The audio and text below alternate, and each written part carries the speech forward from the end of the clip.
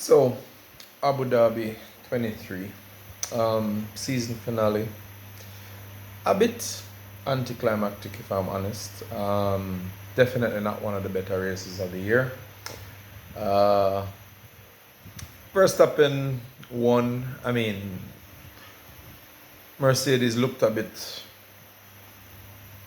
threatening in the qualifying. Well, in practice, really, with Russell. But I mean, I didn't really think Verstappen was gonna be under any pressure, and it turned out he wasn't. I mean, Leclerc put up a decent fight at the start, but I think wisely backed out of it because of the constructors, championship that was at stake, which really was what I think this finale was about, since all the other things were kind of sewn up. Um, I don't know. I'm gonna keep this video short because I think the race really just didn't. I just was left a bit disappointed with the race. Even though there were a couple highlights, of course, which we'll touch on briefly. I think I'll save my comments for a end of year review and maybe a preview for next year. I don't know. Maybe we'll combine the two or do two separate videos. We'll see. But I'll probably do that over the weekend or maybe in the coming week. This one is already late anyway, so you know. I think that I'm not gonna go through the individual results as I normally do. I mean, I'll just highlight a couple of things that that I would consider to be noteworthy. Firstly, Ferrari and Mercedes. In Jamaica, we would say Ferrari is salt. For any international viewers, that means essentially they're unlucky. Conspiracy theorists might question why McLaren, who has had such a great run of pit stops, suddenly decided to give Lando a 5-second pit stop. How convenient. Especially after they've just signed an engine deal with Mercedes till 2030. Who knows what machinations behind the scenes went on with Toto and Zach Brown. I'm being just kind of playing devil's advocate here because I don't think that actually happened. But considering all the shenanigans that have gone on with team owners in the past, like Briatore and those people, you can't say it is impossible either. But as it turned out, that was pivotal because I think at that time Lando was between Russell and Sainz, and so that would have been between Russell and Leclerc. So that would have been a pretty important points, influencer had that not happened. Similarly, Perez penalty. I'm a bit split in that one, in the sense where I think the accident did occur because of Perez running wide, but I also think that it was 50-50 whether it was a racing incident or a penalty. And when because when you look at the in-car, at the time of the impact, Perez had in a full left lock, so the car was definitely understeering, which is, suggests it wasn't intentional. Another thing that kind of influenced me a little with that one is the fact that I think Norris could have made the corner. There's even after the contact, I think he consciously decided to make the right and cut across. I don't think he had to do that. He could have easily made the corner. It's not like he was hit. The impact wasn't enough to hit him off the track or even off his line for that matter. So I think the stewards were a little bit harsh on that one. I think it could have been just a racing incident or maybe a warning or a reprimand or something like that, which has happened many times in the past. Anyway, notwithstanding that, they gave him the 5-second, and that also proved crucial and pivotal in the points, because when you combine Perez penalty with with Norris long pit stop, that's essentially what gave Mercedes the points that they needed with Russell to seal second place. So I think it raises some interesting questions. Whether we'll ever get answers, who knows? At the end of the day, Mercedes has sealed the position, and more power to them. Um, that in itself may raise some questions about, is the car really as bad as I make it sound? Or is it just a difficult car to get into a window that it performs well, but when it's in that window, it does perform well, which it seems to, because they have the measure of Ferrari and even McLaren in some cases when it's performing well. And so, I don't know if the car is as bad as I think it's easy to fall into the trap of just kind of mindlessly repeating what people always say. Oh, the car is crap. The car is crap. I don't know if the car is that bad. I'll be honest with you. I don't think the car is that bad. I don't think it's good, and it's definitely not in a category to challenge the RB19. And on a given day, it's harder to set up and find a sweet spot than even the McLaren. But is it a bad car? I mean, can any car that finishes second in the Constructors' Championship be a bad car? Not so sure about that. The Ferrari, man. I mean, what were they doing with Sainz? Well, what was Sainz doing first of all?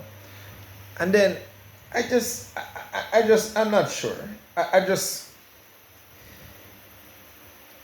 They just seem lost with Sainz. I mean, when you actually come on the radio as an engineer and say, we are waiting on a safety car.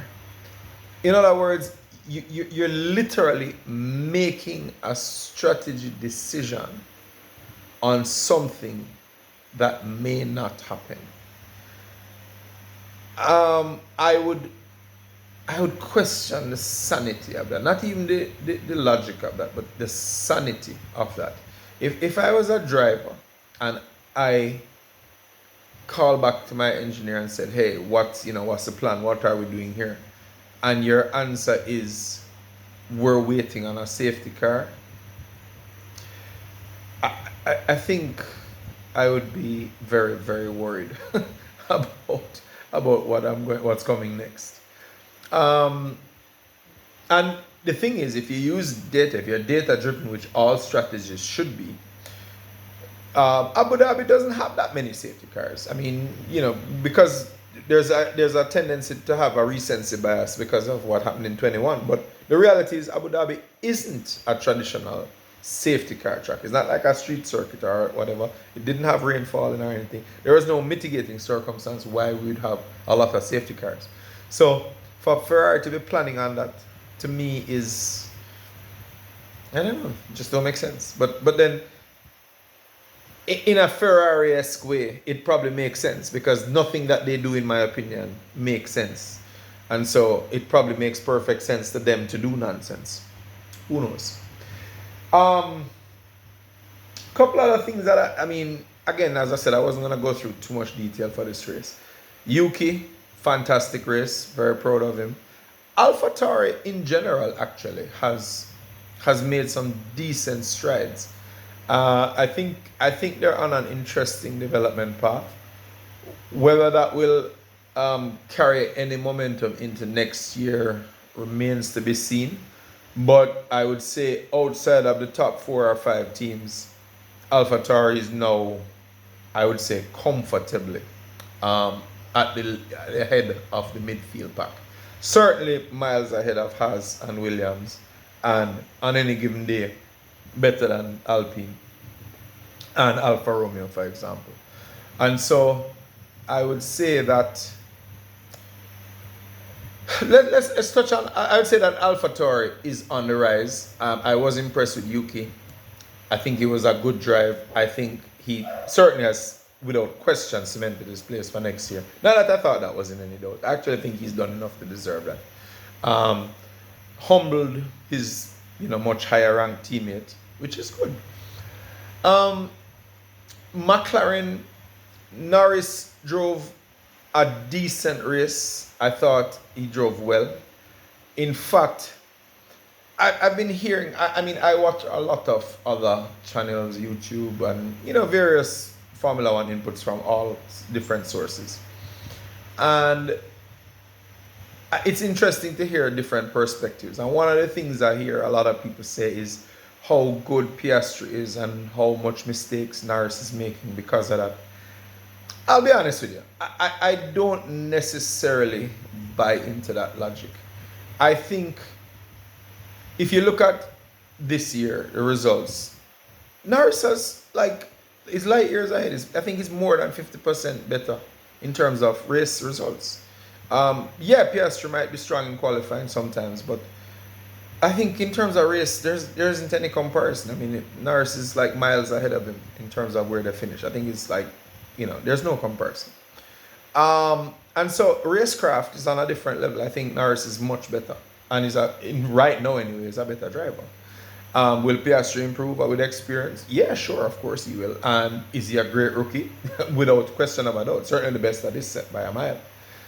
But I don't think he's challenging Norris. I don't think that's a realistic thing. I think if Norris is making mistakes, it's not because of Piastri. It's because he's pushing hard to catch Verstappen. That's what I think he's looking at. He's pushing hard to catch Verstappen and making mistakes sometimes. He's looking forward, not back. That's my view anyway. And it will be interesting to see how that dynamic develops into next year. Kind of wrapping up a little, Gasly with Alpine. I thought Gasly drove a great race. In fact, I think for the second race in a row, I think Alpine has made a questionable decision relating to Ocon and Gasly. And it kind of raises a little doubt in my mind that they're serious. I wonder if they're favoring Ocon over Gasly because they're making some weird strategy calls. 2 times I see Gasly running good, making strong progress, and then stupid strategy pushes him back and brings Ocon up ahead.